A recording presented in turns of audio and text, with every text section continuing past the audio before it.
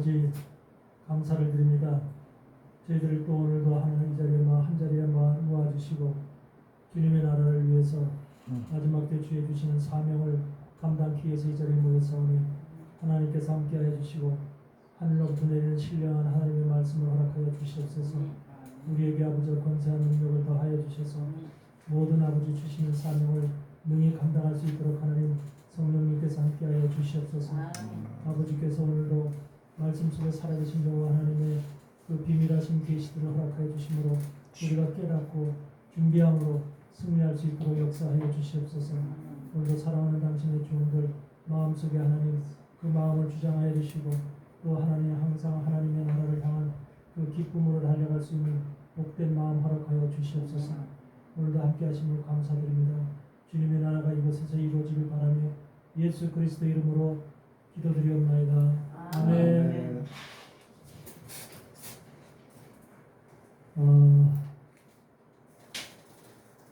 한 가지 그 특별한 소식은 뭐냐면 교황청에서 나온 소식인데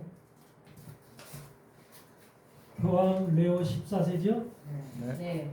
새로 교황이 된 그 레오 14세의 선언이 있었습니다. 선언이 있었는데 진짜 역대 없었던 선언을 교황청에서 했다는 거. 그러면서 주변에 있던 추기경들부터 모든 주교들이 깜짝 놀랐어요. 교황의 선언에 대해서. 그런 선언을 여태까지 어떤 교황도 하지 않았던 선언을 이번 교황이 선언을 했습니다. 그 선언의 내용을 잠시 보겠습니다. 뭐라고 선언했냐면 교황이 교회는 그동안 세상과 타협했습니다. 그렇게 얘기해요. 교회는 그동안 세상과 타협했습니다. 진리는 세상을 향해 충격을 주는 것이 진리는 원래 세상을 향해 충격을 주는 것입니다. 그러나 그동안 역사는 교회가 세상과 타협하며 세상의 등불로서의 역할을 하지 못했습니다. 이제 가톨릭이 교황청이 스스로 자신들이 여태까지의 모습을 반성하면서 이런 그 선언을 한다는 것이 가톨릭 역사에서 없었던 선언입니다. 등불로서 교회로서 등불로서 역할을 하지 못했습니다. 우리는 너무나 복음에서 멀리 왔습니다. 복음에서 멀리 왔습니다. 이제는 다시 우리를 위해서 십자가를 지신 참된 진리로 돌아가야 합니다. 예수님 앞으로 돌아가야 됩니다. 그러면서 주님이 오십니다. 이걸 선언했다니까. 주님이 오신다고 하는 그런 선포를 교황의 입에서 직접 했다는 거예요. 교황청에서. 그러니까 이번 교황을 세우신 하나님의 뜻이 정말로 크게 뭔가 있는 것 같아요. 교황청도 하나님께서 새롭게 뭔가를 변화시킬 이런 하나님의 그 뜻이 교황을 통해서 역사하지 않는가 하는 그런 생각이 들어요. 그 여태까지는 모든 것이 한마디로 악에 의해서 조정을 받았었는데 하나님께서 새로운 교황을 프란체스코를 갑자기 죽게 해서 새로운 교황을 들이신 다음에 그 새로운 교황의 입에서 이와 같은 그동안 2000년의 역사 속에서 교회가 가톨릭이라는 교회가 잘못된 길을 걸어왔고 세상과 함께 해왔고 세상과 타협을 해왔고 복음에서 멀리 떨어진 이런 길을 걸어왔다는 것을 솔직하게 시인함으로 인해서 그래서 교회의 현실이 오늘날 어떻게 됐다고 하는 이런 것을 얘기하면서 우리가 다시 돌아가야 된다. 복음으로 돌아가야 된다. 세상의 등불로서의 역할을 감당해야 된다. 이런 것들을 주장하는 교황은 생전처음인 거예요. 그러니까 교황이 그런 주장을 했기 때문에 앞으로 교황청의 방향이 아마 그렇게 나갈 것 같아요. 그러니까 이것이 이제 제가 이제 유대인들의 그 선언에서 보면은 앞으로 모든 사람들이 이방인들이 전부 다 그 하나님 앞에 돌아오고 유대인 이스라엘들뿐만 아니라 가톨릭뿐만 아니라 전 세계 교회뿐만 아니라 믿지 아니하는 사람들까지도 하나님 앞에 돌아올 수 있는 문을 활짝 열어놓는다. 특별히 이제 5786년은 그 문이 열리는 해다. 이렇게 이제 선언을 하고 있거든. 5786년이 내년이거든. 내년에 히브리력으로 5786년이 내년이 5786년인데 금년은 5785년이거든. 금년 이제 9월달 9월 23일서부터가 5786년에 들어가요. 9월 23일부터가. 근데 그때서부터는 모든 세계가 그것 중에 하나가 뭐냐면 펠릭스라는 다윗 유대인 랍비 중에 한 사람이 있어. 펠릭스라고 하는 이름을 가진 유대인 랍비 중에 한 사람이 최근에 선언을 했어. 유대인 랍비 중에 한 사람이. 그 사람이 뭐냐면 죽었다가 다시 깨어난 사람이야. 유대인 랍비인데 죽었다가 사망 진단을 받았다가 얼마 있다 깨어난 사람이 바로 이제 펠릭스라는 랍비인데 그 랍비가 깨어나서 하는 말이 주님이 자기한테 말씀하셨다는 거야. 자기한테 세상이 어떻게 될 것이라는 것을 말씀하셨다는 거야. 그러면서 그 펠릭스 유대인 랍비가 무슨 말을 하냐면 하나님께서 하늘에서 5786년도에 큰 물을 쏟아붓는데 지금 하늘의 물을 그러니까 영적인 물을 쏟아붓는데 그래서 영적인 것이 그러니까 폭발적으로 열리는 해가 내년이라는 거야. 5786년에 영적으로. 그래서 사람들이 예수님 앞으로 돌아오는 이런 기적 같은 일들이 세계에서 곳곳에서 수많은 사람들이 이제 돌아오는 이런 그 길이 열린다는 거죠. 그래서 하늘에서 물이 그렇게 이제 지금 하나님께서 쏟아붓고 그런 천사들을 통해서 그걸 준비하고 있다. 그렇게 지금 말씀하고 있고요. 그래서 특별히 이제 이스라엘도 그렇고 지금 이스라엘 중동 땅에 있는 이스라엘도 그렇고 중동의 이슬람도 그렇고 그러면서 세계 모두 이방인 세계도 그렇고 하나님의 복음의 물이 영적인 물이 생명의 물이 내년에는 갑절로 그렇게 이제 쏟아지는 그런 해다. 하나님께서 마지막 시대에 지금 전 3년 만의 시간 속에서 영적으로 우리가 준비하지 않으면 전부 다 사단에게 맥히는 사단의 밥이 되는 이러한 시간 속에 우리가 있는 거야. 전부 다 이제 세상이 점점 정치적으로 경제적으로 힘들고 어려워지는 세상 속으로 가는 거야. 모든 우리의 삶이 힘들고 어려워지는 세상 속으로 가는데 이런 속에서 하나님께서 영적인 문을 활짝 열어놓으신다는 거야. 그러니까 우리가 배부르고 잘 먹고 잘 살고 배 두둥기고 있으면 우리가 하나님 앞에 가기 싫어한다는 거죠. 우리가 뭔가 부족하고 연약하고 나약하고 힘이 없을 때 그리고 힘들 때 하나님을 붙잡는다는 거죠. 그래서 더욱더 세계적인 경제가 힘들고 어려워질 수 있는 그런 지금 세상으로 돌아온다는 거죠. 이런 것들을 지금 그 펠릭스라고 하는 랍비가 지금 선언을 했거든요.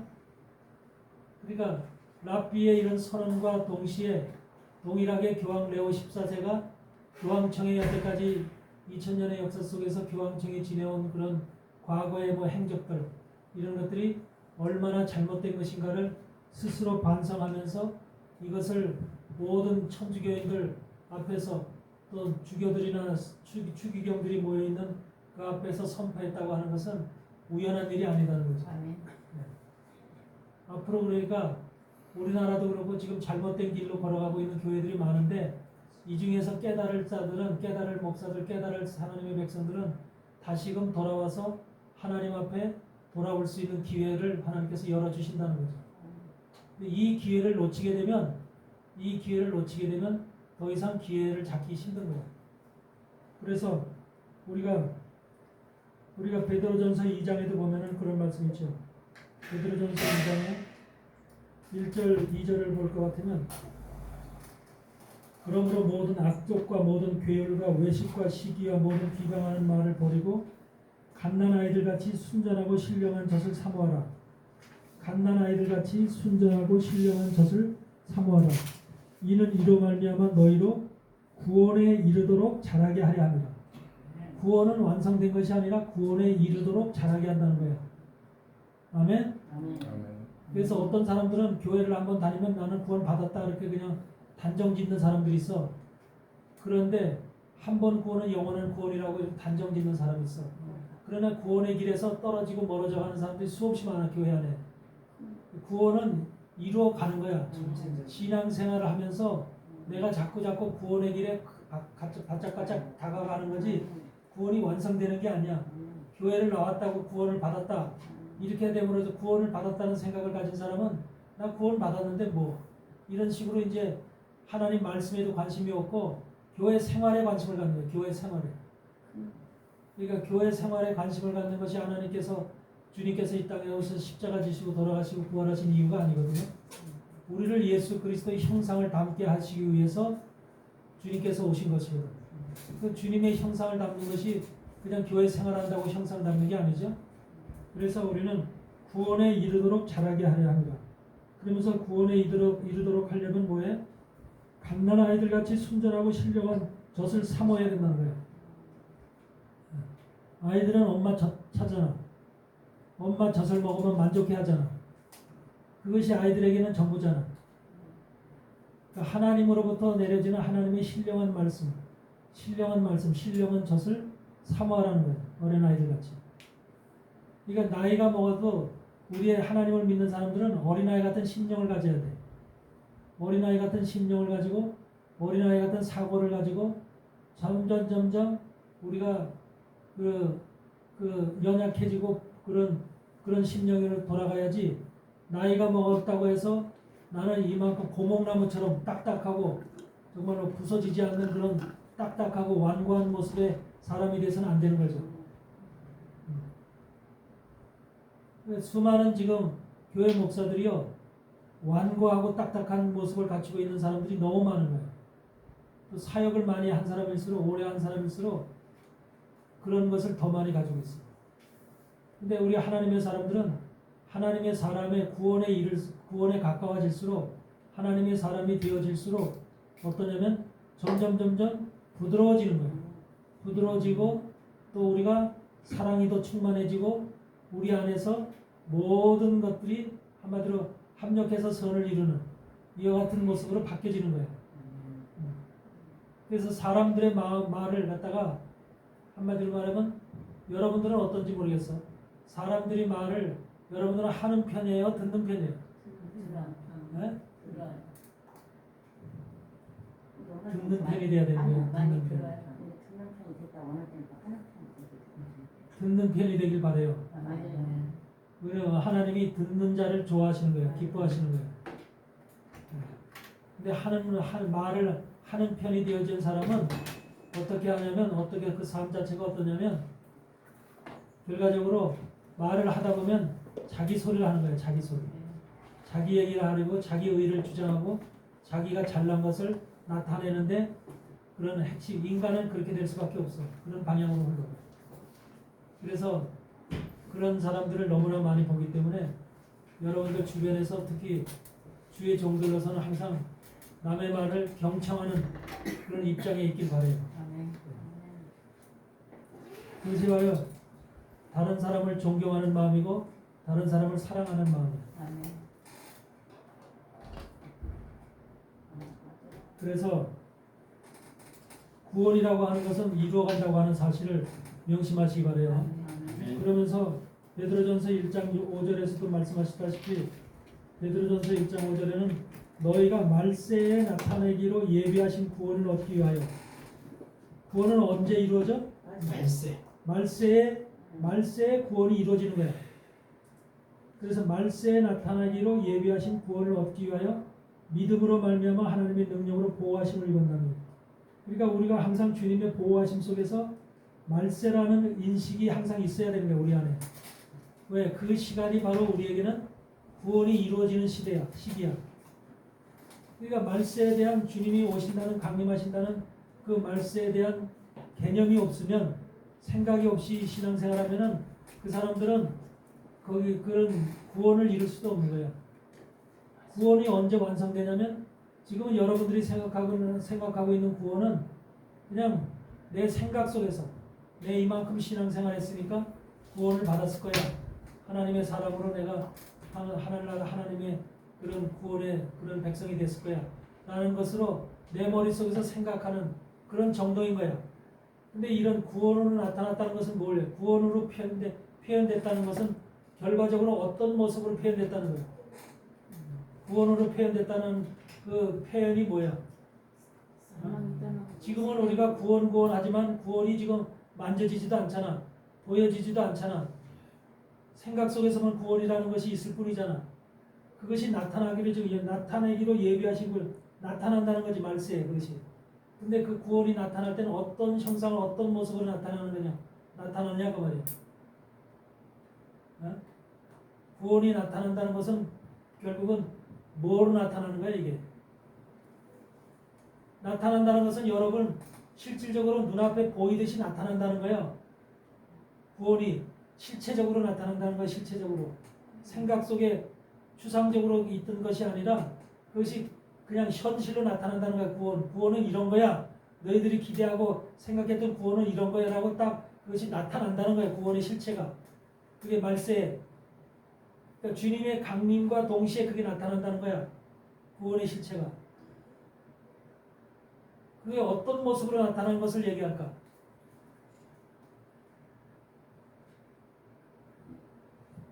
부활체로 나타나는 거예요. 부활체로 나타나는 것이 바로 구원의 실체로 나타나는 거예요. 그 부활이 됐다고 하는 것은 사망을 뛰어넘었다는 소리예요. 사망의 세력이 이제 그를 주장하지 못한다는 거예요. 구원의 핵심은 부활이야. 아멘? 아멘. 예수님도 십자가에 죽어서 무덤에 갇혀 있으면 그건 실패야. 근데 이 무덤에서 일어나서 무덤에서 박차고 나왔어. 그게 승리야. 부활하심으로 무덤을 차고 나왔어. 그게 바로 주님의 승리고 하나님의 승리야. 그게 예수님에게는 바로 그게 구원의 승리야. 우리도 마찬가지로 구원이 승리로 표현되고 나타나려면 우리가 부활체로 바뀌는 순간이 바로 구원의 실체로 나타나는 거예요. 여러분과 같이 지금과 같은 우리의 몸뚱아리는 부딪히면 다칠 수밖에 없죠. 연약하죠. 넘어지면 쓰러지고 부러지죠. 깨지고. 부활체는 그런 게 안 통해. 부활체는 전혀 그런 물질 세계의 벽을 뛰어넘는 거야. 부활체는. 그래서 부활체는 이런 벽이 있어도 이 물질이잖아. 다 물질. 물질 세계를 다 뛰어넘는 것이 부활체야. 부활이야. 이런 모습으로 바뀐다니까. 우리 이렇게 최영자 목사님이 바로 그와 같이 부활체로 바뀌면 지금과 같은 아주 너무너무나 아름다운 모습으로 바뀔 거야. 모두가 부활체로 바뀐 사람은 지금 모습으로 주름이 있고 늙어진 모습으로 나오는 게 아니야. 완전한 천사와 같은 모습으로 바뀌는 거야. 근데 바뀌어졌을 때 그 모습이 그러니까 목사님 저기 예수님 부활하신 제자들이 문을 닫아놨는데도 그냥 그렇죠. 그 상관없이 나타나신 그렇죠. 그러면서 예수님한테 갈릴리에 가 있으라 내가 너희보다 먼저 가 있었다. 갈릴리 예루살렘에서 돌아가셨던 예수님이 갈릴리에 먼저 가서 있더라는 거야. 제자들보다. 그게 뭐야? 걸어간 게 아니잖아. 그냥 보이지 않게 가는 거야. 그 부활체는 순간이동을 해는 순간이동. 그런 존재로 바뀌는 거야. 순간이동에. 그러니까 이제 물질 세계의 벽을 뛰어넘는 거죠. 이것이 구원의 실체고 구원의 완성인 거예요. 그런 세계로 들어가는 사람들이 구원의 완성된 모습으로 실체로 부활체로 들어갈 수 있는 사람들이 바로 천년왕국에 들어갈 수 있는 거예요. 들어가는 거야. 천년왕국에 들어가는 사람만 부활체로 바뀌는 거야. 천년왕국에 들어가는 사람만. 여러분 부활체로 바뀌는 것이 천년왕국에 들어가는 사람만 부활체로 바뀌는 거예요. 나머지 사람들은 믿다가 지금 죽은 사람들도 있잖아. 지금 현재 무덤에 묻혀있는 사람도 있잖아. 신앙생활 잘하고 열심히 하다가도 묻은 사람 있죠. 이런 사람들은 언제 부활이 돼요? 천년 후에 부활되는 거예요. 천년 후에. 천년왕국이 끝난 후에 백보자 심판 때 부활되는 거야. 이 사람들은. 그때 백보자 심판 때 부활이 돼서 그때 당시에 이제 바로 뭐냐면 생명의 부활과 사망의 부활로 나눠지는 거야. 그때. 백보자 심판 때. 그러니까 천년왕국에 들어가는 사람들은 이미 주님이 강림하신과 동시에 부활체로 바뀌어. 부활체로 바뀌어가지고서 그들은 어서 오세요. 부활체로 바뀌어가지고서 그들은 이미 천년왕국에 들어갈 수 있는 그러니까 부활체로 바뀌었다고 하는 것은 천년왕국에 들어갈 수 있는 자격자들이 다 됐다는 소리야. 그러면 천년왕국에 들어갈 수 있는 자들은 누구야? 어? 계시록 20장에 보면 뭐라고 나와 있어? 하나님의 말씀과 예수 그리스도의 증거로 인해서 목배임을 받은 자들의 영혼들과 그렇죠? 그래서 그들 증인들이죠. 증인들이 순교를 당했다가 3일 반 후에 부활되죠. 3일 반 후에 부활되는 증인들이 있어. 그 사람들이 천년왕국에 들어가는 그 사람들이 왕 같은 제사장이 되는 거예요. 또한 뭐가 있어? 그거를 하고 있어야겠네요. 순교를. 그러니까 증인들은 반드시 죽어서 예수님처럼 죽었다가 부활하는 거예요. 이 어려운 목표가 순교가 아닌가요? 그래서 하나님께서 다 하시게 하시니 걱정할 거 없어. 그래서 그런 증인들은 반드시 순교를 통해서 예수님과 같이 돌아가시고 주님도 3일 반 후에 부활하시죠. 예. 똑같은 모습을 취하는 거예요. 그래서 그렇게 죽은 사람들은 예수님의 형제들이 되는 거예요. 예수님이 죽은 것처럼 증인들도 똑같은 예수님의 죽음의 형태를 그대로 쫓아가는 거야. 3일 반 후에 부활해서 주님이 이리로 올라오라 하는 그 음성을 듣고 모두가 구름을 타고 올라가는 거야. 그들이 바로 증인들이며 예수님의 신부들인 거야. 형제들이고. 그들이 바로 이제 부활이 돼서 그렇게 예수님과 같이 올라가서 공중에서 혼인잔치를 벌이는 거야. 혼인잔치. 그때 이제 같이 그들과 함께 올라가는 사람들이 들러리였던 거죠. 들러리들이 올라가는 거죠. 근데 뿐만 아니라 그때 또 뭐가 있냐면 짐승의 표와 용육의 표를 머리와 이마에 받지 아니하고 자들이 있어. 그런데 그들이 짐승의 표를 죽지 아니하고 이 짐승의 표를 받지 아니하고 그 사람들이 어떻게 돼요? 살아서 짐승의 표를 받지 않고 끝까지 인내함으로 견딤으로 산 자들이 있어. 살아남은 자들이 있어. 그렇죠? 그 산 자들이 부활체로 바뀌는 거야. 부활체로. 그런데 그 사람들이 누구냐면 백성들이야. 백성들. 일반 그 천년왕국에 들어가는 백성들은 부활이 돼서 산채로 부활이 돼. 죽지 않아. 죽음을 맛보지 않아. 육체적 죽음을 맛보지 않고 그들은 그냥 이렇게 있는 몸에서 갑작 순간 그냥 하나님이 그들을 바꿔버려. 변화를 시켜버려. 변화를. 3일 반만요? 예? 3일 반만요? 그들은 3일반이 아니야. 거기 3일반이라고 나와 있질 않아. 그들은 그냥 짐승의 표를 받지 아니하고 그냥 그 용용의 표를 받지 않은 사람들이 살아서 들어가. 그래서 그런 사람들이 두 가지 부류의 부활체들이 있는 거야. 죽어서 부활하는 부활체가 있고 증인들의 부활체가 있고 그 다음에 짐승의 표를 받지 않고 살아서 부활되는 부활체가 있고 그런 거야. 여러분들 어디 부활체에 속하고 싶어? 죽어서 순교당해서 증인들로 부활체가 되고 싶어? 아니면은 살아서 부활되는 부활체가 되고 싶어? 살아서. 3일 반 후에. 나는 이야기만 저기 순교.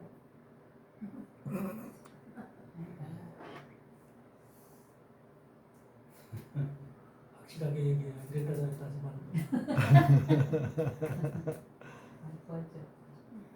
살아서 부활체가 되고 싶죠. 근데 살아서 부활체가 되는 사람들은 뭐냐면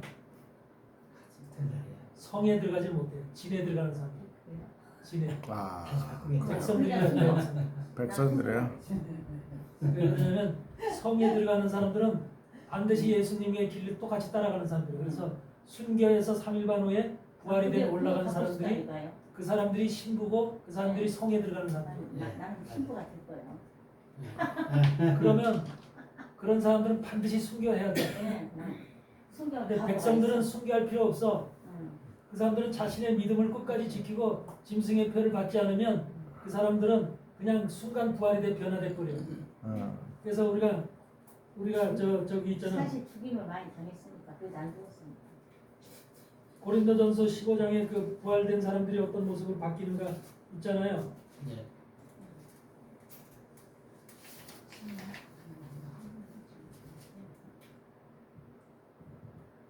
51절에 15장 51절에 고린도전서 보라 내가 너희에게 비밀을 말하노니 비밀을 말하는데 우리가 다 잠잘 것이 아니요 마지막 나팔에 순식간에 호련히 다 변화하리니 마지막 나팔에 순식간에 호련히 다 변화한다는 거야. 네? 순식간에 변화되는 거야. 변화. 이 사람들이 바로 살아서 변화되는 사람들. 그래서 나팔 소리가 나매 죽은 자들이 썩지 아니할 것으로 다시 살고 이 사람들은 이제 증인들이야. 증인들. 나팔 소리가 나매 죽은 자들이 썩지 아니할 것으로 다시 살고 우리도 변화하리니 그래. 우리도 변화하리니. 그러니까 나팔 소리가 나면 죽은 자들이 썩지 아니할 것으로 다시 살고라고 했을 때 여기에 해당되는 사람들은 누구야? 죽은 자들이 썩지 아니할 것으로 다시 살고라고 하는 부활되고라는 말이잖아. 여기에 해당되는 사람들은 누구냐고.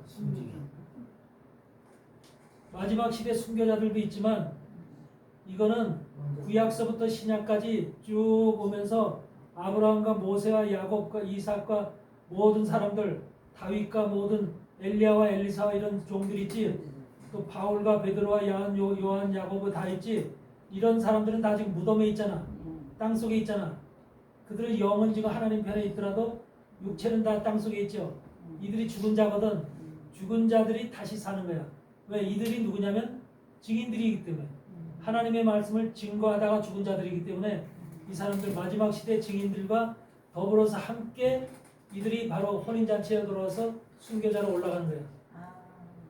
마지막 시대 사람들만 순교자로 올라가는 게 아니라 그 땅에 이미 죽었던 사람들이 있어. 신실한 주의 종들로서 성경에 나와 있는 인물들로서 그들이 바로 여기서 나팔 소리가 나면 죽은 자들이 썩지 아니할 것으로 다시 살고 다시 살아나는 거예요. 그들이. 여기에는 이제 아브라함도 있고 모세도 있고 다 있어. 그러니까 그때가 되면은 여러분도 아브라함을 만나고 모세를 만날 수 있는 거야. 다시 부활체가 되면. 그래서 그리고 우리도 변화하리니 마지막 시대에 살아있는 짐승의 표를 받지 않은 그 사람들도 변화를 받는다는 거예요. 변화를 받는다. 그러니까 예수 그리스도의 형제가 되고 아내가 되고 이럴 사람들은 하나님의 아들들이 되고자 하는 사람들은 반드시 예수님이 십자가에 못 박혀 죽으시고 3일 반 후에 부활하셨잖아. 그 길을 똑같이 걸어가야 되는 거야. 그 과정을. 그래서 우리도 죽어서 3일 반 후에 바로 부활이 되는 거야. 3일 반. 순교하지 않으면 안 되네요. 네. 그래서 증인들은 반드시 순교를 당해야 돼. 근데 순교할 수 있는 그 힘은 내게서 나오는 게 아니야. 그때 이제 그 순교할 시간에는 하나님께서 전부 다 순교할 수 있는 모든 것을 기쁨을 주시고 우리가 이제 누구야 그 사도행전에 나온 순교자 스데반이 기쁨으로 환하게 하늘을 쳐다보고 주님이 서 있는 걸 보셨다고 그러잖아. 그런 것처럼 기쁨으로 죽을 수 있는 그런 것들을 전부 다 하나님께서 허락하시는 거예요.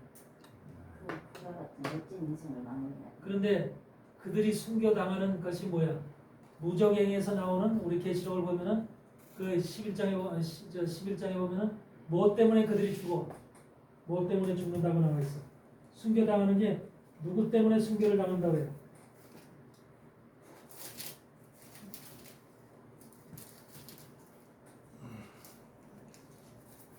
이게 다 비밀의 말씀들이에요.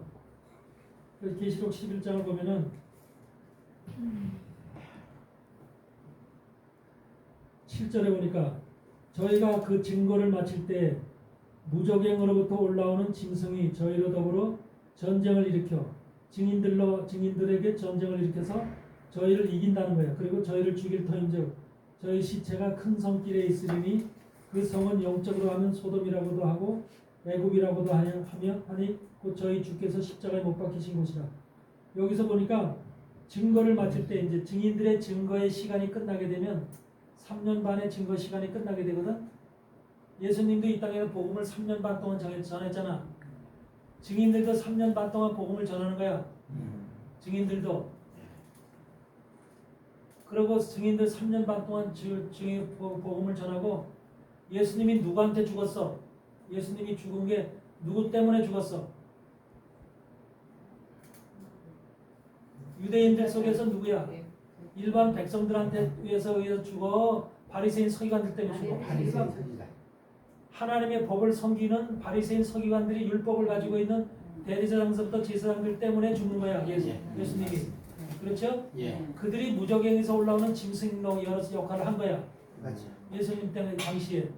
마지막 때도 우리를 증인들을 죽일 수 있는 그 자들이 무적행으로 올라오는 짐승인데 그 짐승이 바로 누구야? 적그리스도. 교회 종들인 거야. 교회 종들. 바로 오늘날 마지막 때 카톨릭을 비롯한 일반 지금 우리 교회 종들이 짐승 역할로 해서 증인들을 죽이러 오는 거야. 죽이는 거야. 그러니까 일반 사람들이 일반 백성들이 증인들을 죽이는 게 아니야. 교인 중에서도 지금 만약에 그러면 교회 교단장 노회장서부터 해서 교회의 큰 권세를 가지고 있는 대형교회 목사들서부터 이런 주로 교회의 큰 권세를 가지고 있는 사람들 있잖아. 그들이 무적행으로부터 올라오는 짐승들이야. 짐승들. 아셨어요? 가정에서도 그랬냐? 짐승의 그 짐승과 함께 하면서 짐승의 표를 찍는 자들이 바로 그들이거든. 그래서 지금도 교회들에서 많은 교회들에서 666표를 짐승의 표라고 그러죠.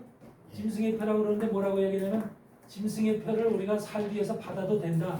666표를 받아도 된다. 이렇게 얘기하는 이렇게 가르치는 목사들이 있거든. 맞아요. 네? 짐승의 표는 받으면 안 되죠.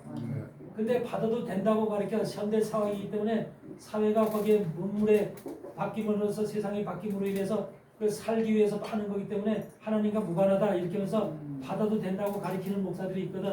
근데 성경은 분명히 그거 받으면 어떻게 된다고 그래? 죽는다고 그러거든.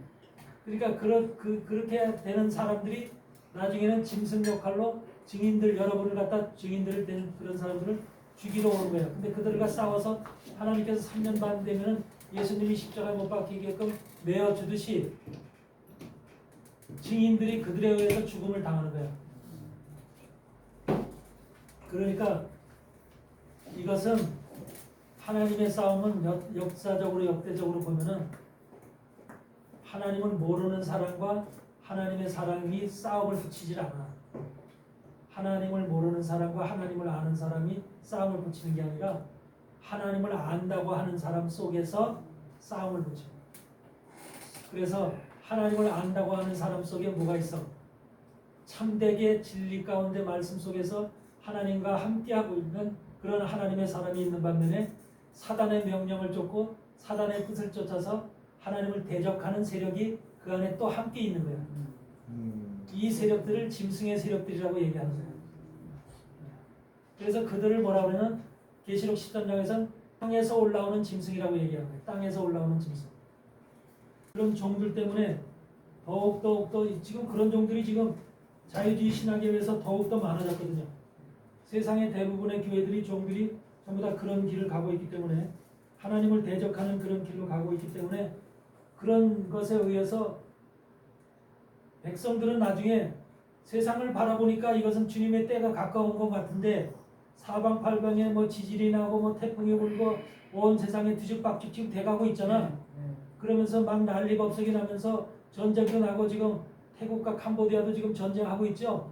이런 이상한 일이 벌어지고 지금 대만에도 전쟁이 날지 어떨지 모르고 이 우리나라 중동 지역도 그렇고 세계 러시아 우크라이나 불안하고 지금 모든 세상이 지금 어떤 방향으로 갈지 지금 우리 모르는 세상이잖아. 이런 세상에 가고 있는데 사람들도 느껴요.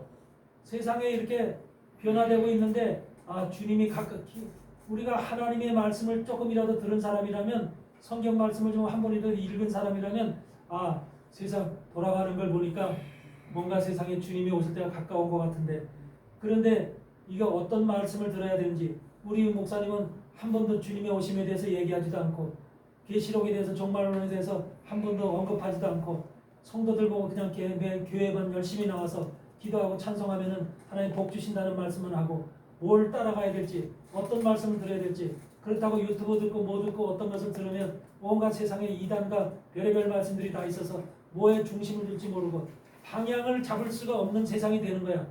영적으로. 이런 세상이 우리에게 더 다가올 아마 그런 세상이 곧 올 거야. 어? 그래서 우리가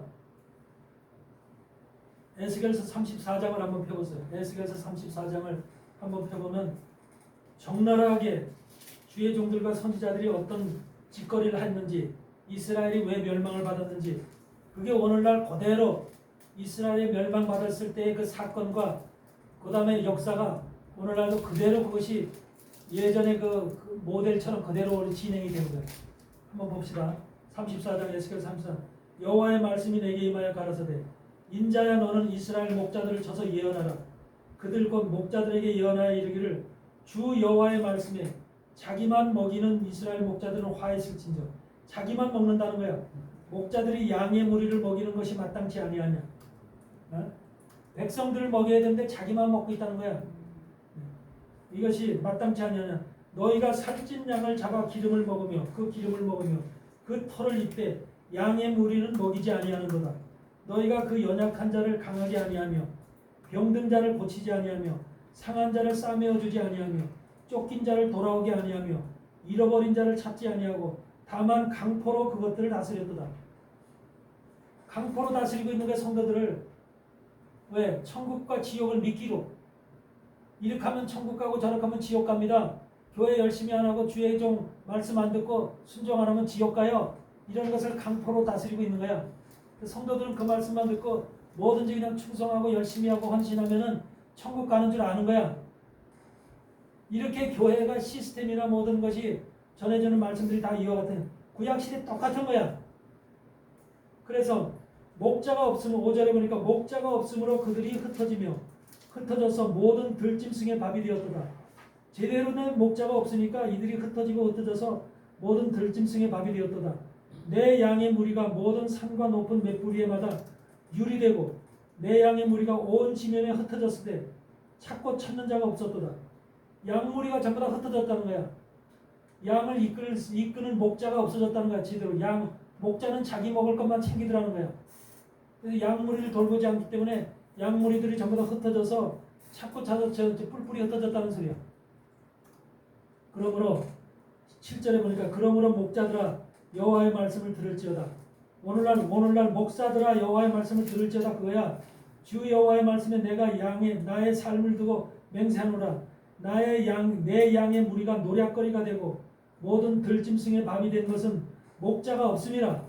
내 목자들이 내 양을 찾지 아니하고 자기만 먹이고 내 양의 무리를 먹이지 아니하는도다. 그러므로 너희 목자들아 여호와의 말씀을 들을지어다. 주 여호와의 말씀에 내가 목자들을 대적하여 내 양의 무리를 그들의 손에서 찾으리니 목자들이 양을 먹이지 못할 뿐만 아니라 그들이 다시는 자기를 먹이지 못할지라.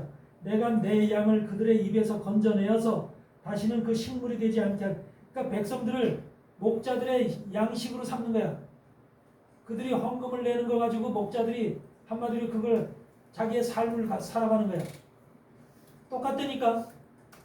그러니까 성도 하나 들어오면 그만큼 헌금 숫자가 늘어나는 거야. 왜 교회에 성도들 갖다가 자꾸 불어나게끔 그걸 양육이라고 표현하는 거지. 양육. 그러면서 성도 부흥이라고 얘기하는 거지. 사실은 이거야 이거. 목자들이 자기를 배불리기 위해서 성도들을 먹잇감으로 불러들이는 거야.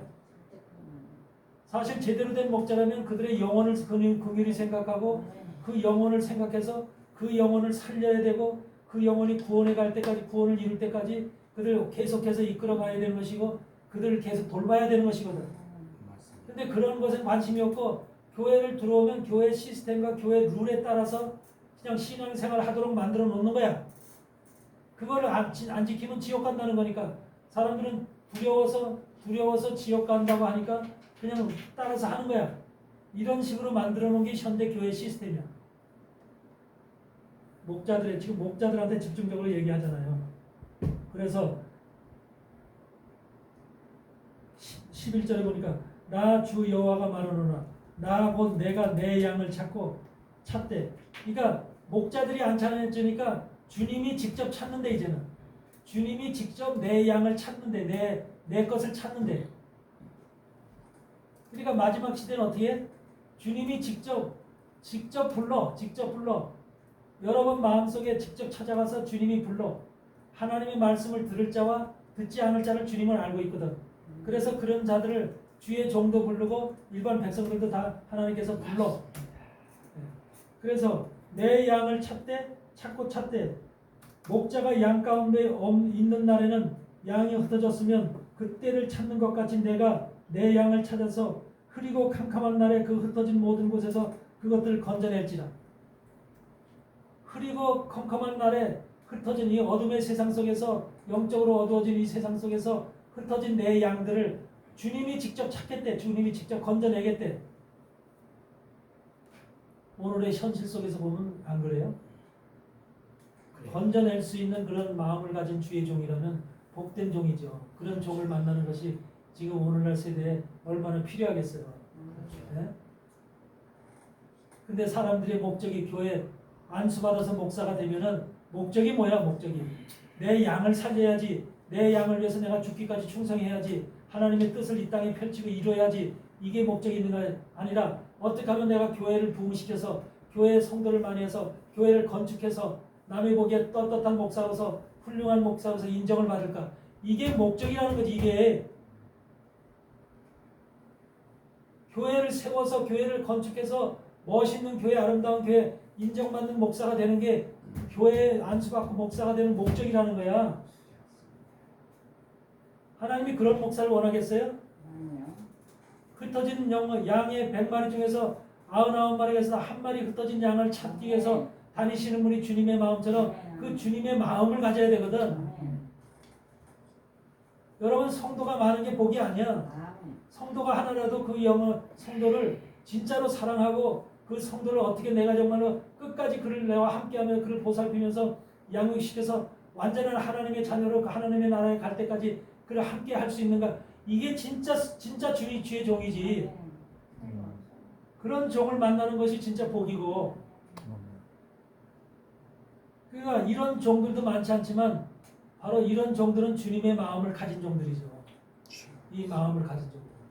그래서 여기서 보니까 또 뭐라 그러면 13절에 내가 그것들을 만민 중에서 끌어내며 열방 중에서 모아 그 본토로 데리고 가서 이스라엘 산 위와 시냇가와 그 땅 모든 거주지에서 먹이되 좋은 꼴로 먹이고 우리를 이스라엘 높은 산 위에 두리니 그것들이 거기 좋은 우리에서 누워 있으며 이스라엘 산 위에서 살찐 꼴을 먹으리라. 나 주 여호와 말하노라. 내가 친히 내 양의 목자가 되어서 그것들로 누워 있게 할지라. 하나님은 주의 백성들을 이끌어서 그걸 뭐하게 일시키게 하려고 부른다는 게 아니야. 뭐하게 뭐 하려고 불러? 누워 있게 한다는, 누워 있게 쉬게 한다는 거야. 안식하게 한다는 거야. 근데 교회에 부르면, 성도들을 불러들이면 뭐 해? 교회가 열심히 일하고 충성하고 뭐 화장실 청소하고 교회 닦고 하는 거에 봉사하고 충성해야지 하나님 나라에 간다는 것을 가르쳐 주잖아. 쉬면 어떻게? 쉬고 놀면 누워있으면 어떻게? 게으른 사람이라고, 게으른 성도라고 해서 저 사람 천국 못 가, 이렇게 아주 그냥 갈라놓잖아.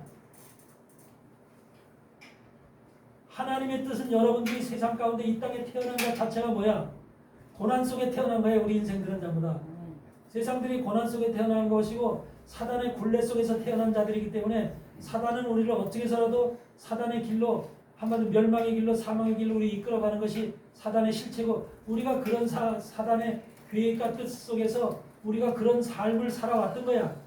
하나님이 우리를 볼 때, 사랑의 하나님이 우리를 볼 때 얼마나 사단의 그 종로로 닿으면서 살아왔던 세월이, 얼마나 우리가 뭣도 모르고 어린 우리가 정말로 성장된 우리도 아니고 어린 우리가 정말 사단의 뜻을 쫓아서 사단이 시키는 대로 이거 하라면 이거 하고 저거 하면 저거 하면서 이렇게 끌려가면서 살아왔던 우리가 하나님 볼 때 얼마나 불쌍한 존재로 보이겠느냐는 거야. 그래서 하나님 안에 들어온 자는 이제는 일하지 말고 쉬라는 거야. 누워있으라는 거야. 여러분, 하나님 안에 들어오는 게 이게 바로 안식인 거야. 안식이에요. 안식. 하나님 안에서 들어와서 주님이 주시는 안식이 바로 우리가 사단에 끌려서 그동안 살아왔던 삶의 그런 노동, 그리고 그런 그 힘들고 피곤하고 땀 흘리면서 고생하던 이런 것들을 다 내려놓으라는 거야. 하나님은 내 앞에 들어오면, 주님 앞에 품에 안기면 그냥 편안하고 내 품에서 그냥 쉬라는 거야. 이게 하나님이 우리 백성들 하나님의 자녀들을 향하는 하나님의 뜻인 거야. 오늘부터 시작. 근데 오늘날 교회의 형태를 보면 이 방향이에요? 아니면 전부 다 일 시키는 게 하나님의 즉 교회가 하는 길이에요? 주의는 또 싫어. 열심히 일 시키는 거예요. 아니 주의는 저도 좀 교회 싫어. 운영상 주의 종도 하나님 안에서는 주님 안에서는 다 백성이야. 아셨어요? 여러분도 주님 안에서 예수님 앞에서는 다 백성이야. 그러니까 여러분이 주님의 안에 들어가 있다면 여러분도 주님과 함께 쉬는 거야. 마음에 쉼이 있고 평안이 있고 안식이 있는 거야. 근데 주의 종이면서도 평안이 없고 안식이 없고 그렇다면 그 사람은 아직까지 모르는 거야. 왜 안식이 없을까? 왜 평안이 없을까? 주님이 주시는 것은 주님의 영으로 우리에게 주시는 것은 평안과 안식과 기쁨인데 그것이 없다는 것은 왜 그래? 내 생각이 많다는 거야. 주님이 나와 함께 하고 있는 것이 아니라 내 생각이 많고 내 계획이 많고 내가 원함이 많다는 거야. 교회를 건축해야 되는데 교회를 건축하려면 교회 건축비가 많이 들어와야 되는데 그러면 성도들이 많이 들어와야 되고 저는 소식 안 전해요. 그런 사람들이 많이 들어와야지 성도들이 많이 들어와야지 교회 건축도 할 수 있고 모든 것이 되는데 그러니까 얼마나 그런 것에 골머리를 쓸고 있느냐는 거죠. 한 적도 없어. 그러니까 이런 것들이 오늘날 대부분의 종들의 모습인 거예요. 여러분은 단 1%도 그런데 속하면 안 돼요. 그래서 하나님은 우리를 누워있게 하고 쉬게 하고 편하게 하고 있는 것이 원하게 하는 것이 하나님께서 우리를 원하시는 신앙의 모습이에요. 그렇다고 해서 누워있다고 해서 그냥 누워서 있다는 게 뭐예요? 몸이 누워있다는 걸 얘기하는 게 아니에요. 마음이 누워있는 거예요. 마음이 누워있고 마음이 쉬어있는 거예요. 여러분들 누웠고 쉬게 되면 편해요? 안 편해요? 편하죠? 마음이 편하죠? 우리가 긴장되면 누워있지도 못해요. 생각이 많으면 누워있지도 못한다니까. 고민이 많으면 누워있지도 못한다니까. 그러니까 예수 그리스도 안에 있으면 누워있게 된다는 거야. 평안과 안식이 있기 때문에. 이런 것을 찾아야지 참된 주님이 나와 함께하고 있구나 라는 것을 여러분들이 내 속에 주님이 함께하고 있는가 없는가를 자기 스스로 분별할 수 있는 것도 뭐냐면 내가 참 요새 너무너무나 편하다. 내가 주님 때문에 감사하다. 내가 이렇게 쉴 수 있도록 하나님 내 마음에 평안 주시고 안식 주시면 참으로 감사하다. 이런 마음이 여기서 저절로 솟아나면서 이런 가운데 속해 있을 때 비로소 그 사람은 주님의 영과 함께하고 주님의 뜻에 따라서 합해서 가는 사람입니다. 그래서 누워있게 한다는 거예요. 16절에 그 잃어버린 자를 내가 찾으며 쫓긴 자를 내가 돌아오게 하며 상한 자를 내가 싸매어주며 병든 자를 내가 강하게 하려니와 살찐 자와 강한 자는 내가 멸하고 공의대로 그것들을 먹이리라. 살찐 자와 강한 자는 내가 멸한대. 마음이 살찐 자, 돈으로 인해서 부유함으로 인해서 마음이 살찐 자, 강한 자, 이런 사람도 하나님 멸하신대. 17절 보면 나 주 여호와가 말하노라. 나의 양떼 너희여, 내가 양과 양 사이와 수양과 수염소 사이에서 심판하리라. 이게 무슨 말이야? 내가 양과 양 사이에서 수양과 수염소 사이에서 심판한대. 무슨 양과 양 사이는 뭐예요? 수양과 수염소는 뭘 얘기해? 네?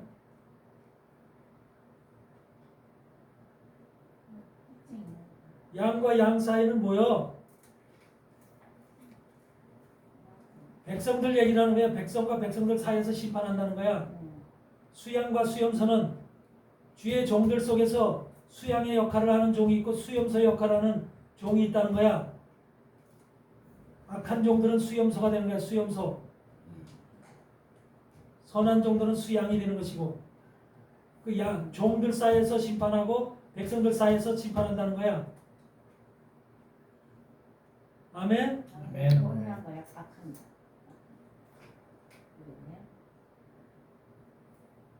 그러니까 수염소가 있다니까. 수양이 종들 속에는 수양과 같은 종이 있는데 선한 종이 있고 참된 종이 있고 진리의 종이 있는 거야. 그런데 수염소가 또 있다니까. 수염소는 뭐예요? 들이받아서 네. 상대방을 들이받아서 어떻게 해요? 수염소는 뿔이 있죠? 들이받아서 상하게 하고 죽이게 하고 이렇게 하는 것이 수염소죠. 교회 안에 수양이 있는 반면에 수염소가 있다는 거야. 주의 종들 속에 겉으로는 수양처럼 행세하고 있는 거야. 수염. 그 양의 옷을 입은 일이라고 그러잖아요. 양의 옷을 입은 일이라고. 겉으로는 수염소가 염소의 모습을 띠고 있겠어? 양의 모습을 띠고 있겠어? 어?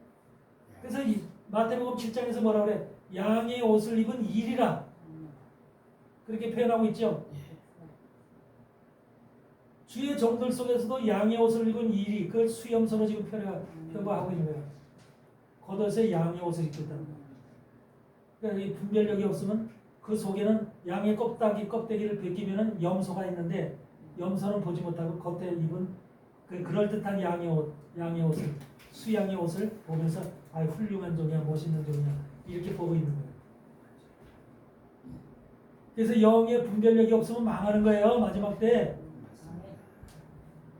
하나님 앞에 영 분별을 달라고 기도하세요. 아멘.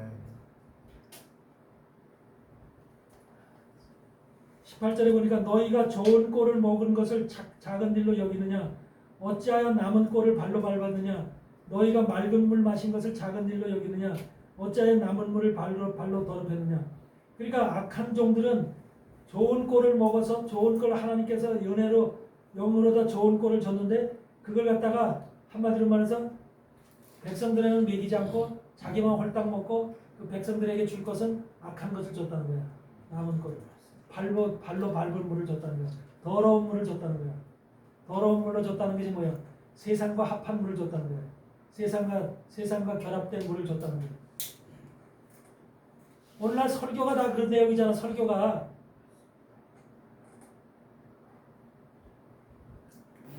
그러니까 하나님의 종들이라고 악한 종들도요. 처음부터 악한 말을 하는 게 아니에요. 그들이 말할 때 그 말 속에 뭐가 있어요? 하나님 예수 그리스도 다 찾잖아.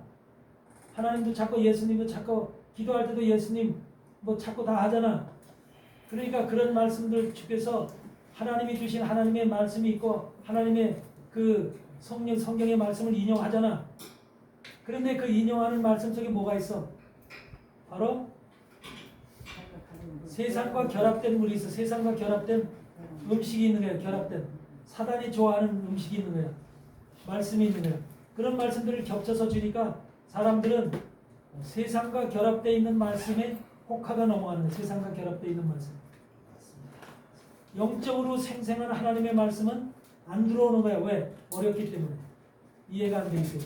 그러나 세상과 결합되어 있는 그런 말씀들은 쉽게 이해가 되면서 금방 그 은혜의 말씀으로 잡히는 거예요. 이런 것들이 오늘날 전해지는 하나님의 말씀들이에요. 좋은 꼴과 그 좋은 꼴 먹어서 그 남은 꼴을 갖다가 다 발로 밟아버리고 그리고 좋은 물을 먹었는데 남은 물을 다 발로 밟아버리고 이와 같은 것이 현재 악한 시대. 이 시대도 이랬듯이 에스겔 시대 이 바벨론의 포로로 붙잡가기 전에 유대인의 세계 이스라엘 세계도 이랬듯이 오늘날 마찬가지 똑같다는 거야. 반복적으로 또 동일하게 이와 같은 것이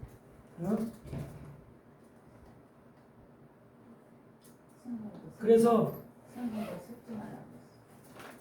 19절에 보니까 나의 양은 너희 발로 너희 발로 밟은 것을 먹으며 너희 발로 더럽힌 것을 마시는도다.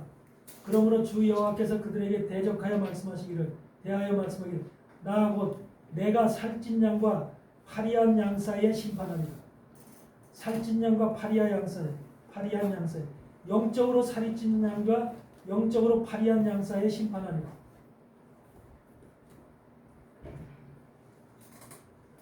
이와 같이 구약 시대에 이와 같이 하나님이 적나라하게 에스겔 선지자를 통해서 지금 한마디로 그 시대에 일어났던 현상들을 얘기를 하면서 이와 같이 말씀하시죠. 이 모습을 보면 오늘날의 교회 현실과 비교했을 때 어떤 느낌이 들어요? 네? 똑같지 않아요? 그래서 바로 우리는 마지막 세대 어디에 속할 것인가? 어떤 종이 되어야 될 것인가? 하나님의 정말로 참되고 진실된 목자가 되어서 그 주님으로부터 얻은 말씀을 통해서 주님이 우리에게 영감을 주신 그런 영을 통해서 백성들을 사랑하고 그들을 돌보며 아끼며 그들을 지키며 보호하며 그들을 강건케 해서 영적인 양식의 물을 많이 먹여서 그들을 든든하게 해서 살이 찌게 해서 하나님 나라에 갈 때까지 그들을 지키고 보호해주는 이러한 종이 필요하잖아요. 아멘. 그래서 사도바울은 한 양을 그 생명같이 이게 바로 지금 주님께서 우리에게 얘기하는 거예요. 31절을 보니까 그런 말씀이 써져요. 34장 31절 끝머리절을 보면 뭐라고 해요? 내 양 곧 내 초장의 양 너희는 뭐라고 그래? 사람이요 나는 너희 하나님이다. 나 주 여호와의 말씀이다. 지금 양들 염소 했는데 그들이 뭐라는 거야? 사람이라는 거야. 사람에 대해서 얘기한 거라는 거야. 양에 대해서 얘기한 것이 아니라 내 양은 사람을 두고 얘기하는 거지 저 바깥에 있는 양과 염소를 두고 얘기하는 게 아니라는 거야. 양과 염소는 예표라는 거야. 예표. 예를 들어서 양과 염소로 표현한 것이지 나는 사람에게 지금 얘기한 것이라는 거야. 사람.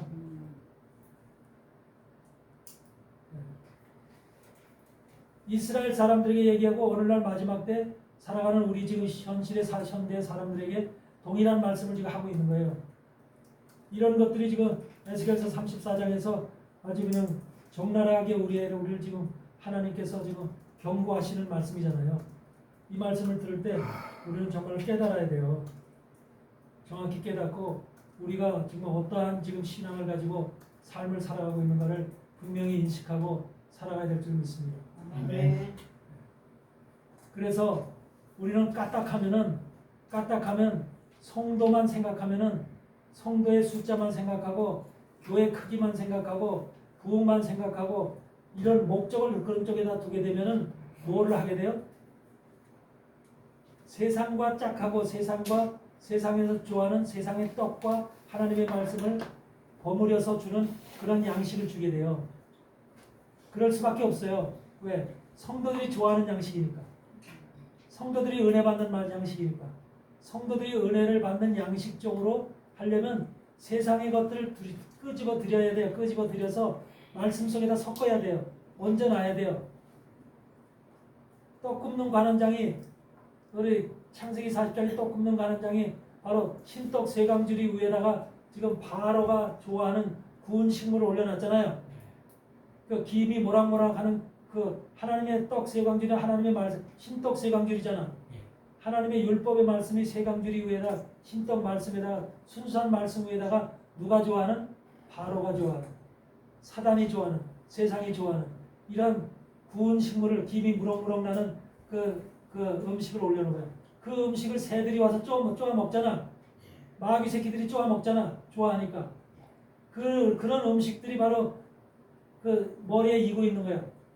그래서 그런 음식을 지금 가지고 목사들이 설교단에서 그런 음식을 전파를 하면은 성도들이 그 속에 있는 신떡 세강줄이가 보일까? 김이 무럭무럭 나는 구운 식물이 보일까? 어떤 것이 성도들의 코에 입김에 맞는 냄새를 무럭무럭 풍기는 그런 향기로운 냄새가 나는 음식이 신떡 세강줄이야? 아니면 구운 식물이야? 뭐가 성도들을 자극해?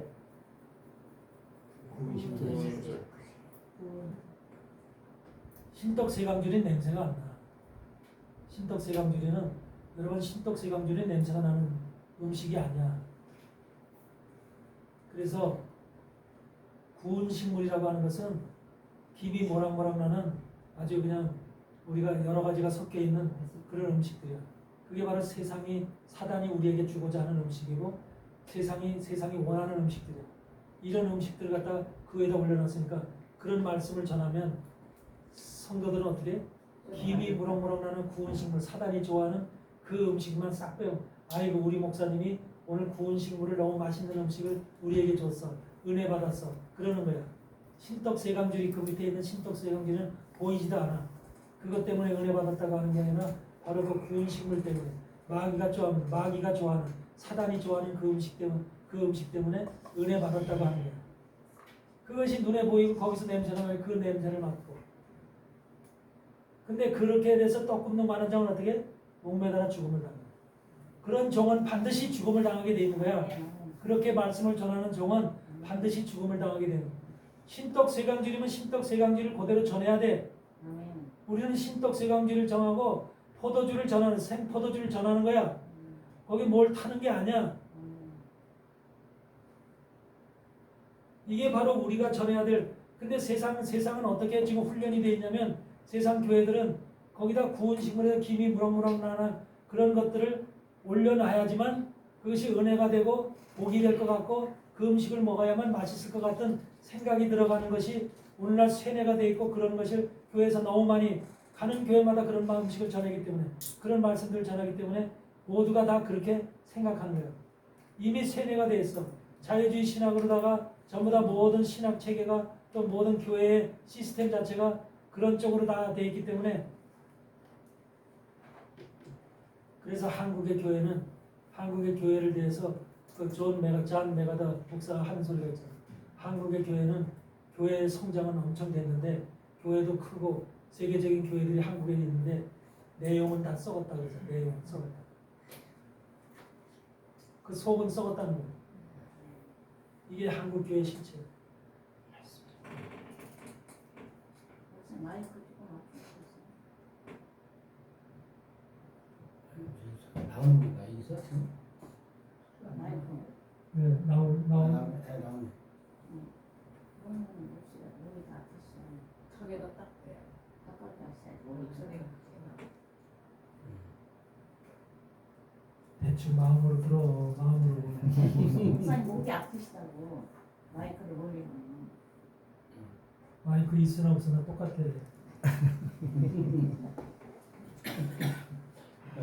커졌어요. 원래 하나님의 음성은 세미한 음성이에요.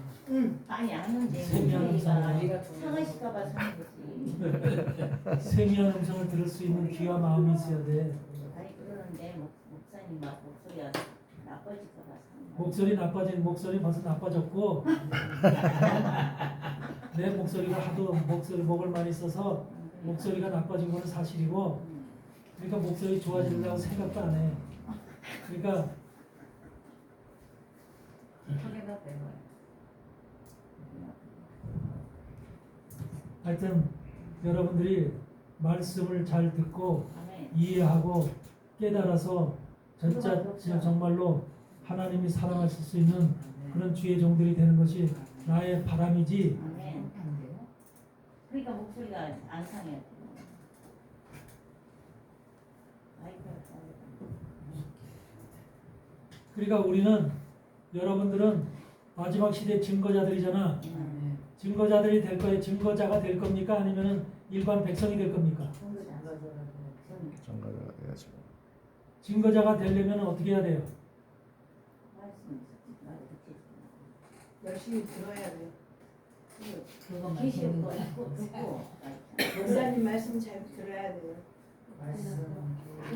증거자가 되려면은 지켜야 여러분들이 하나님의 말씀을 지금 여기다 착착 이렇게 쌓아놔야 돼. 가슴 속에다. 왜? 앞으로 성경책 들고 나가서 증거하는 게 아니야. 여러분들 속에 있는 이 속에 있는 기록되어 있는 말씀을 끄집어내는 거야. 앞으로는. 그래서 뛰어가면서도 말씀을 선포하고 있어. 성경 없이.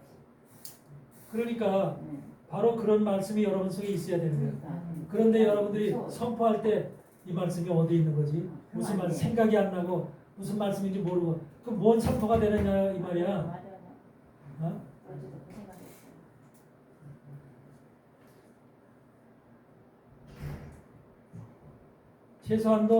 최소한도 무슨 베드로전서 몇 장 몇 절이라고 하는 것은 몰라도 베드로전서에 보니까 이런 말씀이 있더라.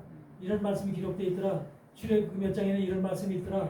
이런 어디 정서에는 이런 말씀이 기록되어 있더라. 라고 하는 것은 알아야 될 거 아니에요. 그래야 우리 여러분이 선포할 때 힘이 있는 거야. 그러니까 하나님 말씀을 그냥 대충 듣지 마세요. 그래서 그만큼 우리는 지금 여러분한테 주어진 사명이 그냥 일반적인 사명이 아니라 엄청나게 대단한 사명을 하나님께서 부여받은 자들이기 때문에 그런 부여받은 자들을 지금 양육하고 그런 자들을 하나님께서 지금 세우시길 원하시는 거예요. 그런 자들이 마지막 시대 피조물이 고대하는 하나님의 아들들, 피조물이 고대하는 바는 하나님의 아들들이 나타나는 것이니 바로 그 하나님의 아들들이야. 그들이 바로 하나님께는 아들이고 예수님께는 신부고 예수님께 형제들이고 그런 거야. 그들을 하나님께서 태어나면은 그들이 나타나면은 그들의 숫자가 채워지면은 결과적으로 뭐야? 모든 피조물이 고대하는 바 하나님의 아들들이 나타나기를 고대한다는 거야. 모든 피조물이 지금 고난과 또 슬픔과 또 멸망 속에 사망 속에 전부 다 있는데 그런 것들이 되살아난다는 겁니다. 되살아난다.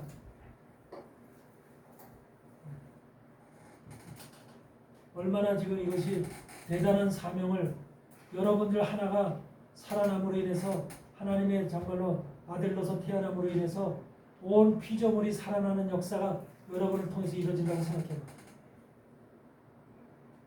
그게 단순한 일입니다.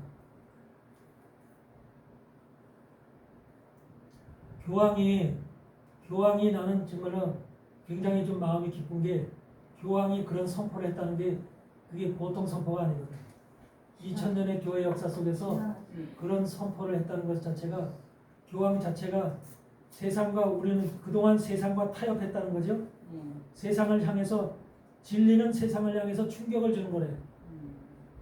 여러분들 복음이 세상을 향해서 타협하는 것이고 협상하는 게 아니라 세상의 악을 향해서 한마디로 치는 거야. 충격을 주는 거야. 그래서 그들로 하여금 깨닫게 하는 거야.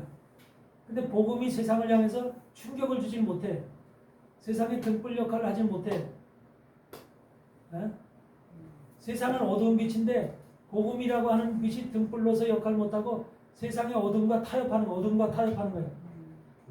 이래 왔다는 거지. 이게 가톨릭의 교황이 선포한 내용이야. 등불로서 역할을 하지 못했습니다. 그동안 역사는 교회가 세상과 타협하며 세상의 등불로서 역할을 하지 못했습니다. 우리는 너무나 복음에서 멀리 왔습니다. 복음에서 멀리 왔대. 그랬잖아. 가톨릭이 그러므로 인해서 거기에서 또 가톨릭이 예수회를 통해서 직접적으로 기독교인들 그래도 복음을 좀 가지고 복음의 일을 하려고 하는 사람들을 무조건들 종교재판을 통해서 죽였잖아. 다 믿음 안에서 진리 안에서 걸어가려고 하는 사람들을 전부 다 그냥 무지막지한 그 살인 도구를 통해서 죽였죠. 그래서 복음이 멀리 왔다. 이제 다시 우리는 우리를 위해서 돌아가시고 십자가 지신 참된 예수 그리스도의 진리로 돌아가야 된다. 이게 교황의 입에서 나올 소리냐고. 레오 14세가 보통 지금 마지막 때 왜 이런 사람을 특별한 교황을 여태까지 없었던 그런 교황을 하나님이 세우셨을까? 이것을 생각해 보면은 다 하나님의 뜻이야. 대단한 지금 그러니까 교황청에도 지금 가톨릭에도 대단한 지금 변화가 여태까지 악의 세력들이 굉장한 변화가 나타날 것 같아요. 그래서 그것이 돌아와야만 됩니다. 여러분들 교회 오늘날 교황청 바티칸 교황청이 세워지게 된 근본에서 가장 역할을 한 사람이 세 명의 그 주교와 교황이 있어. 그 첫째가 누구야? 다마수스라는 주교야. 다마수스라는 주교가 언제 사람이냐면 AD 366년과 384년에 스페인 출신의 주교 다마수스라는 주교야. 이름이 다마수스야. 이 다마수스라는 주교는 무슨 일을 행한 사람이냐면 오늘날 교황 카톨릭에서 쓰는 성서, 우리 성경과 달라요. 그 성서를 라틴어로 기록한 그 사람이 누구냐면은 바로 그 성경을 그러니까 불가타 성서라고 그래. 불가타 성경. 불같다는 것이 아니라 이름이 불가타라는 말이야. 불같다라는 말, 성령의 불같다는 소리가 아니라 불가타 성서를 기록한 바로 히에로니무스라는 사람이 있어요. 히에로니무스라고 하는 사람을 통해서 그 불가타 성서를 번역하게끔 했어. 다시 말하면 히브리어하고 헬라 성경을 신약의 헬라어 성경과 구약의 히브리 성경을 갖다가 라틴어로다가 번역한 작업을 그 라틴어로 만든 그 성서를 불가타 성서라고 얘기하는데 오늘날 가톨릭에서는 그 불가타 성서를 지금도 쓰고 있는 거예요. 히에로니무스가 그 만든 그 성서를 이것이 바로 다마수스라는 주교의 명에 의해서 만든 거예요. 그 히에로니무스라고 하는 이런 사람이 그 성서를 만든 것이 여태까지 지금 가톨릭에서 쓰고 있는 거예요. 그 다음에 다마수스라는 사람이 뭘 했냐면 지금도 이제 가톨릭의 교황청에 가면 뭐가 있냐면 카타콤이라는 게 있어요. 카타콤. 그게 뭐냐면 지하 무덤이야. 지하 무덤. 가톨릭 그 교황청 지하에 가면 지하 무덤이 있어. 거기에 보면 뭐가 있냐면 주교했던 사람들, 교황했던 사람들 또는 가톨릭의 순교자들을 모시는 무덤이 있어. 그 무덤들이 지하에 있어. 그 지하 무덤을 만든 사람이 가톨릭을 위해서 순교하고 가톨릭을 위해서 일을 했던 사역을 했던 그 주교와 교황들의 무덤을 만든 사람이 바로 뭐냐면 다마수스 이 주교예요.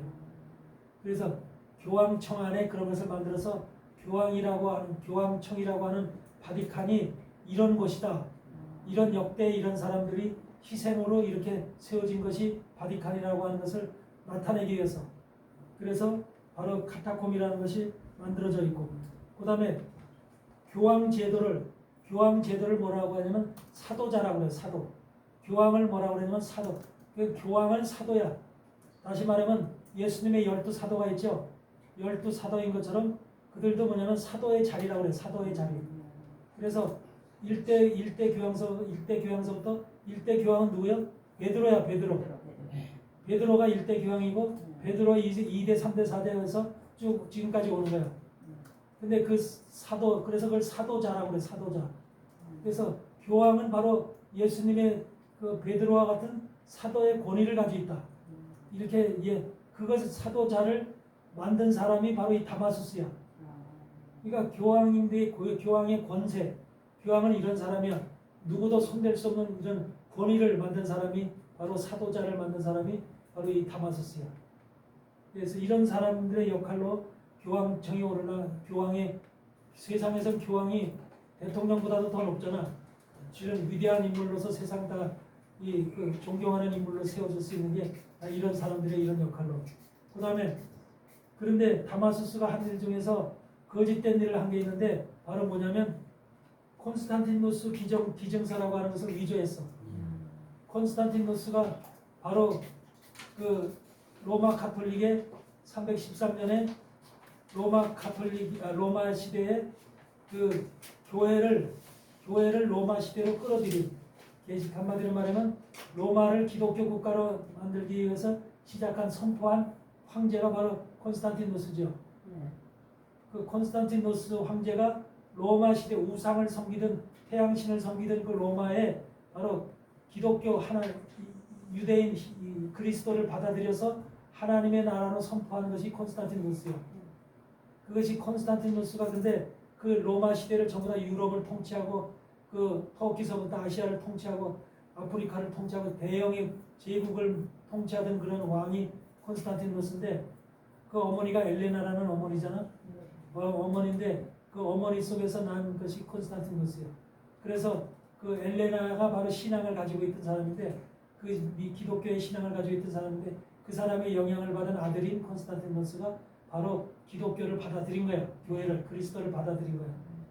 그런데 그 콘스탄티누스가 죽기 전에 바티칸의 교황청이라 뭐라 했냐면 이 거짓 문서 기증서라는 것을 만들어 가지고 서방 제국의 유럽 땅의 절반을 교황청에 기증했다. 이렇게 거짓 문서를 만든 거예요. 땅을 기증했다. 그래서 로마를 포함한 서방 제국의 절반을 교황에게 기증했다. 이것을 갖다가 콘스탄티누스의 기증서라고 해서 거짓 문서를 만들어 가지고서 이걸 갖다가 그래서 유럽 땅 절반이 누구한테 속한 거냐면 지금도 스페인, 프랑스, 독일, 이탈리아 이런 땅들이 전부 다 누구한테 속한 거냐면 전부 다 교황청 땅이라는 거예요. 교황청 땅. 그러니까 교황은 결과적으로 그런 땅을 제국을 다스리는 황제이면서 교회를 다스리는 황제, 두 가지 황제를 겸하고 있는 이런 어마어마한 권세를 가지고 있는 황제를 지금 교황한테 그런 권세를 줄 수 있게끔 만들어 놓은 것이 다마스스예요. 네. 그래서 오늘날도 수많은 교회들이 유럽 땅들인 바로 교황한테 쩔쩔쩔쩔 교황만 보면 쩔쩔쩔쩔 매는 이유가 왕들이고 수상이고 쩔쩔쩔쩔 매는 이유가 다 그래서 그런 거예요. 그러니까 교황이 자리가 높아. 수상이나 대통령보다 더 높은 자리에 있는 거야. 교황이. 그러니까 그렇게 만든 것이 다마스스야. 대단한 사람이야. 이 사람이 바로 근데 거짓 증서, 이 거짓 증서가 바로 이 근래에 들어와서 몇 년 전에 정확히 기억 안 나는데 바티칸에서 공식으로 해명을 해서 이건 잘못된 기증서다. 위조된 기증서다라고 해서 해명을 했어요. 여태까지 몇백 년 동안 이걸 거짓 문서를 지켜오다가 이 문서를 갖다 이 문서는 바로 잘못된 문서다라면서 해명을 했어요. 그래서 이때 시대에 다마수스 시대에 바로 이와 같이 다마수스라고 하는 주교가 모든 로마를 중심으로 한 카톨릭의 세력, 기독교 세력을 강력하게 교황을 중심으로 이렇게 뭉칠 수 있는 그런 교황 중심의 기독교 세력을 만드는데 핵심적인 역할을 했던 사람이 다마수스라는 교황. 그때는 교황이라는 이름이 붙지 않았어. 주교야, 주교. 이런 사람이 그런 역할을 한 것이고 이때 당시에는 바로 가장 위대한 신학자들이 두 명 있었는데 그 신학자들이 바로 뭐냐면 암브로시우스라고 하는 그런 밀라노 지역의 이탈리아의 밀라노라고 하는 곳에서 활동했던 암브로시우스. 이 암브로시우스라는 신학자가 있었어. 이 암브로시우스라고 하는 신학자를 통해서 누가 훈련을 받은 거냐면 누가 은혜를 받은 거냐면 어거스틴이 은혜를 받은 거예요. 어거스틴 알죠?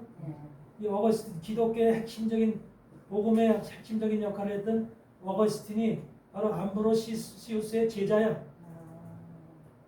그러니까 이 암브로시우스가 활동하던 신학적으로 활동하던 이 시대에 바로 이런 다마수스가 주교로 있었던 거야. 그리고 동방에는 바실리우스라고 하는 이런 신학자가 있었고 양대의 큰 대형 신학자가 딱 자리 잡고 있었고 진실한 복음을 증거할 수 있는 신학 체계를 바울의 신학 체계를 잡고 있는 이 신학적인 그런 것은 확실한 선이 있었던 거예요. 그러면서 이 다마시스는 뭘 또 얘기하냐면 베드로와 바울이 로마 교회를 세웠다. 즉 로마 바티칸 교회를 자기네들이 세운 것이 아니라 베드로와 바울이 세웠다는 거예요. 베드로와 바울이 로마 교황청 그 자리에 로마 교회를 세웠다고 하는 그 이중 기원설. 그러니까 바티칸은 베드로가 세웠고 바울이 세웠다고 하는 이걸 주장하는 거야. 그러니까 베드로가 세웠고 바울이 예수님 제자인 베드로와 바울이 로마 교회를 세웠다고 주장을 하는데 그것이 계속 지금까지 이어오는 거야. 사실인가요? 사실인지 누구도 모르지. 거짓인가요? 그런데 이것을 갖다가 지금까지는 어떻든 간에 그런 교황청의 역사 속에서 이것이 계속 역사적으로 흘러오는 사실인 거예요. 그래서 이런 것들이 지금 다마수스라고 하는 사람한테 나온 그 역사적인 사실이에요. 그 다음에 두 번째 교황은 주교는 레오 주교. 지금은 레오 14세죠. 지금 교황은 레오 14세인데 레오라고 하는 주교가 또 있었어. 그 레오라고 하는 주교는 이제 AD 440년에서 461년까지의 주교인데 이 사람은 무슨 연설을 했냐면 주교가 되는 연설에서 무슨 연설을 했냐면 복된 사도 베드로의 권력이 유지되고 또 권위가 빛을 발하는 곳에 영광을 선언합니다. 이런 주교 연설을 했어. 그러니까 지금 교황은 바티칸 카톨릭 교회는 베드로의 권력이 유지되는 베드로의 권력과 권위가 유지되면서 빛을 발하면서 영광을 나타내는 장소라는 거예요. 그게. 그러니까 항상 베드로를 지금 끌어들이고 있는 거예요. 베드로. 그래서 베드로가 바로 여러분한테는 뭐야? 하나님께서 베드로를 반석으로 세웠죠. 반석에서 그 위에 교회를 세우려니 음부의 권세가 틈타지 못하리라고 마태복음 16장에서 얘기하고 있죠. 그래서 그 베드로를 반석으로 세웠는데 그 베드로라고 하는 반석을 바로 그들이 교황청이 그대로 그걸 떠다가 바로 카톨릭의 근본이 바로 이것이다. 마태복음 16장에서 나오는 이것. 그러니까 교황이 탄생된 성경적 이론을 마태복음 16장의 그 반석이라고 하는 것에 베드로가 반석이라는 그 말씀 속에서 이론을 찾는 거야. 그것이 바로 이들의 하는 모습이고, 그래서 마태복음 16장의 말씀, 그 다음에 누가복음 22장의 말씀, 요한복음 21장의 말씀, 이 세 가지 말씀인데, 누가복음 22장에서는 뭐라고 얘기하냐면, 이 사단이 너를, 베드로를 보고 뭐냐면 너를 그 까불린다 그러지. 까불린다. 채를 까불리는지 까불리고 있다. 근데 내가 너를 지킬 것이다. 하나님께서, 주님이 너를 지킬 것이다. 이렇게 하고 있어. 사단이, 근데 그것이 바로 교회를 그렇게 사단이 들고 한마디로 요동칠 것이다. 근데 하나님이 지킬 것이다. 라고 하는 말로 받아들이고 있는 거예요. 하나님이. 그럴 수도 있죠. 그래서 교회가 이 카톨릭으로부터, 지금 우리나라 개신교도 사실은 카톨릭으로부터 나온 거니까. 카톨릭으로부터 나온 거니. 원래 교회는 카톨릭밖에 없잖아. 개신교도 사실 거기서 복음의 길로 다 진리 쪽으로 해서 마틴 루터를 통해서 나온 길이지만 사실은 뿌리는 카톨릭이잖아요. 교회의 뿌리는 카톨릭이죠. 그래서 기독교인한테 작은 집이라 하죠. 그렇죠. 그렇게 들어왔는데 그런 말씀들이 지금 교황청의 그 교황이 세워진 이론으로, 말씀적 이론으로 그들은 주장하는 거예요. 그 다음에 요한복음 21장에 보면은 베드로한테 네가 나를 사랑하느냐 하고 3번 묻죠. 내 양을 치라, 나의 양을 먹이라, 내 양을 치라, 이런 말씀하죠. 그 양을 치라, 양을 먹이라는 베드로한테 명령하신 그 말씀이 바로 오늘날 교회의 그 아버지인 교황한테 한 말씀이다. 그 사도인 교황한테 주는 말씀이다. 그래서 양을 먹이고 양을 치는 그런 모든 권위와 권세가 바로 교황 카톨릭에게 있다. 이렇게 지금 주장하는 것이 카톨릭의 지금 주장이야. 근데 이것이 레오 주교에 의해서 만들어진 거야. 레오 주교가 카톨릭의 이론적인 배경을 그 성경에서 찾아낸 거야.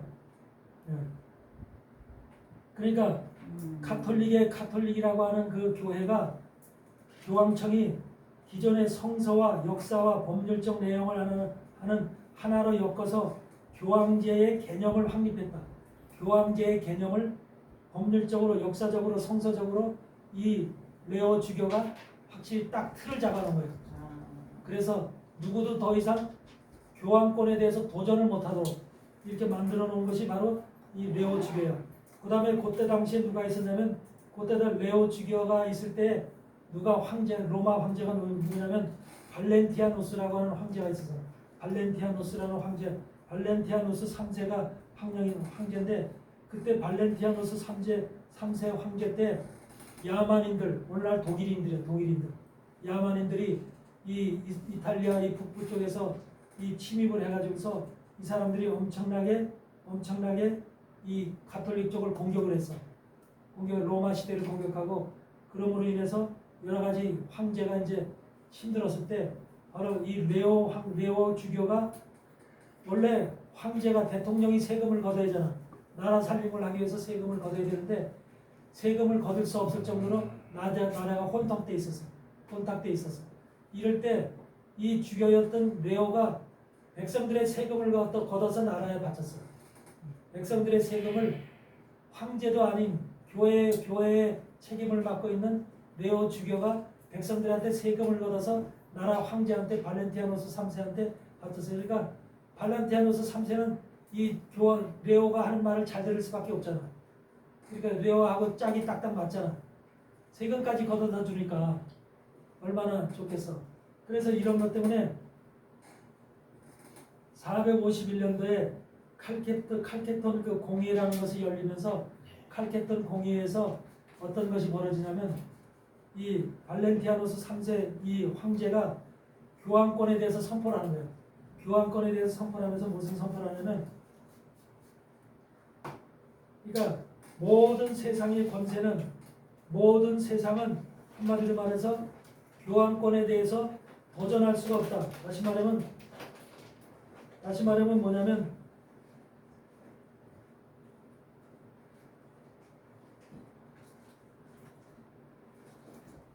이들이 사도자의 권위, 그러니까 교황권의 권위는 군주가 갖춘 감독의 위엄과 황제가 갖춘 감독의 위엄과 로마의 위엄 그리고 거룩한 공예의 결정에 근거하므로 사도자의 권위를 교황권의 권위를 회산하는 일체의 불법을 불가한다. 이런 선포를 한 거예요. 교황권이 오늘날 이 교황권이 완전히 쓰게 된 것이 바로 이때 일이야. 그래서 교황권에 대해서는 누구도 도전을 못한다 라고 하는 확실한 선포를 한 거예요. 이때. 그 교황권이니까 황제도 그렇고 주변에 있는 누구도 교황권에 대해서 교황이 잘못됐다고 교황의 말이 틀려 이렇게 반대할 수가 없고 그 도전권에 대해 도전을 할 수가 없는 이런 상태가 완전히 된 거예요. 이게 황제의 선포로다가 이루어진 거예요. 그러니까 교황권이 카톨릭의 권세가 그렇게 강력한 권세로다가 중세기 동안에 이어져 왔던 것이 이런 그런 사람들의 역할이었던 거예요. 드러나고 있는데. 근데 이 권세를 쫓아서 오늘날 바로 마틴 루터와 칼빈이 이 교회를 세웠는데 개신교를 다시금 나와서 복음주의로 이제 교회를 인도했는데 결과적으로 교회가 오늘날 이 교황권과 같은 권세를 교단장이 또는 총회장이 이런 사람들이 그 권세를 교황과 같은 권세를 교회 안에서 부리려고 하고 유지하려고 하는 것이 오늘날 변질된 교회의 모습입니다. 그러니까 오늘날 마틴 루터와 칼빈을 통해서 나온 교회라면은 진실된 복음의 교회라면은 그것이 백성들을 돕고 백성들에게 헌신하고 예수 그리스도와 같은 모습으로 모두에게 정말로 충성하고 헌신하고 그들의 모든 것을 살피는 이런 사람, 이런 종들이 돼야 되는데 오히려 권위 속에 앉아서 권자 속에 앉아서 그걸 누리려고 하는 명령하려고 하는 이런 것이 바로 오늘날 개신교가 발생된 개신교가 로마 교황의 그 교황권의 권위를 그대로 이어받아서 똑같은 모습을 취하고 있는 것이죠. 이것이 바로 오늘날 잘못된 교회의 모습들입니다. 아멘. 아멘. 좀 쉬었다 하겠습니다.